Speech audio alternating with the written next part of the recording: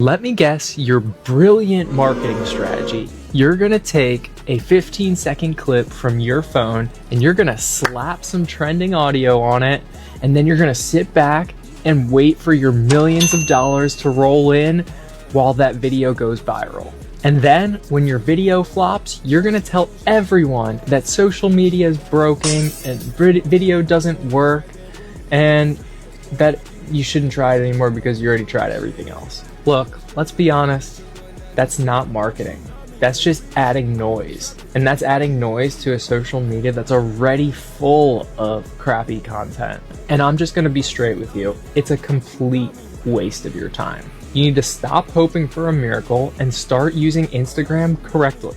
My clients do this strategically and they don't mess around with trends. They run one simple local Instagram ad that's hyper targeted.